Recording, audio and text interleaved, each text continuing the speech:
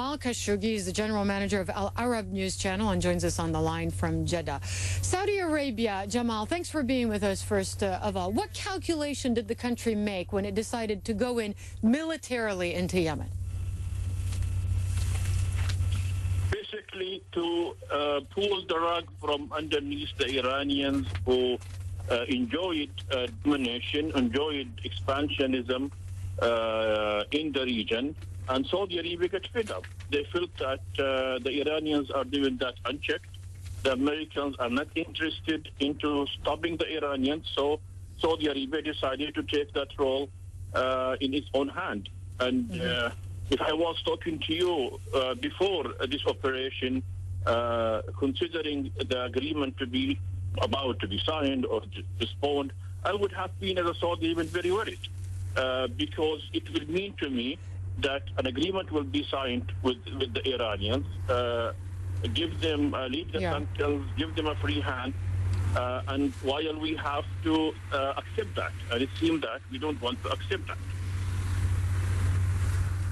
Now, you could look at it another way. This is what some analysts are telling me, that essentially once a nuclear agreement is signed between the P5+1 and Iran, perhaps this would sort of settle, quote unquote, the nuclear question, and it could pave the way perhaps for some sort of diplomatic openings between Iran and Saudi Arabia. Is there that view at all in Saudi Arabia?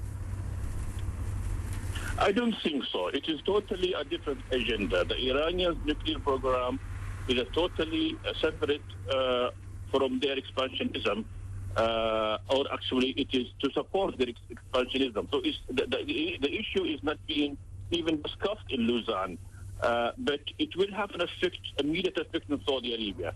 Whatever the Iranians get in the agreement, we are going to demand the same. Same nuclear program, same enrichments, a number of centrifuges.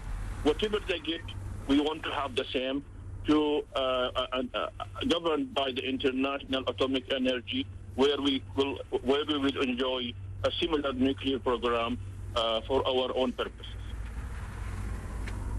Would Saudi Arabia prefer no deal at all with Iran? In which case, then, would Saudi Arabia prefer military action against Iran in order to compel it to scale back its nuclear program? Would that be the position of the current Saudi leadership?